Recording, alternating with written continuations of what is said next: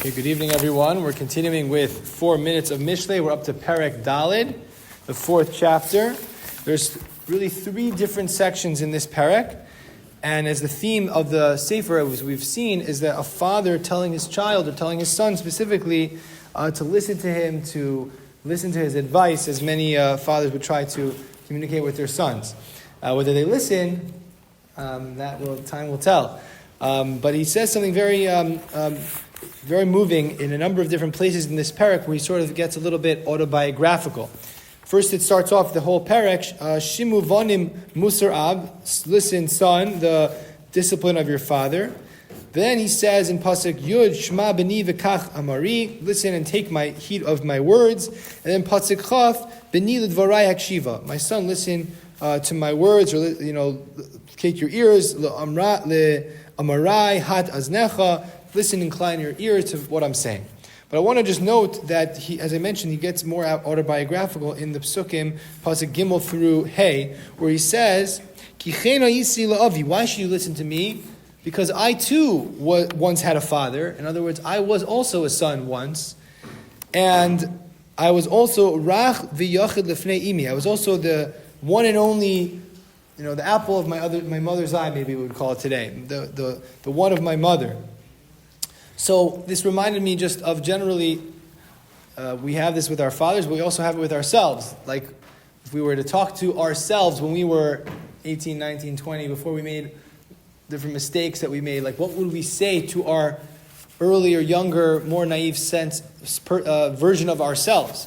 And that's what a father is trying to communicate to his son. Like, I know what you're thinking. I know that you think that I don't know what I'm talking about. I also had the same perspective on my father. I think it was Mark Twain. He said, I'm going to butcher the quote, but let's try to see if I can remember it. When I was 17, Dr. Wright is going to tell us exactly what. Not exactly. At 17, my father knew nothing, but by the time I turned 27, I was amazed how much he'd learned in 10 years. Yeah, right. Exactly, right.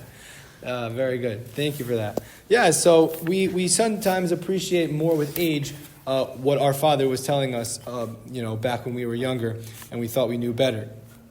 And then there's another thing that he says, something that I found also very moving, is it doesn't. If you notice in this Perek, it doesn't say my son only. It also says shimu vanim musar av. Listen, sons. And some of the Mefarshim say it doesn't just mean my own son. It means we're all sons of Hashem. We're all trying to work on this together. And a lot of times parents feel, well, I'm not perfect in, let's give an example, I don't know, father going to Minyan. I'm not perfect in Minyan, so how could I ask my son or try to get my son to go? It is true, you need to be, you can't be hypocritical. But if you look at yourself as also, I'm also working on this. I'm also trying. So let's both try on this together. I'm not perfect.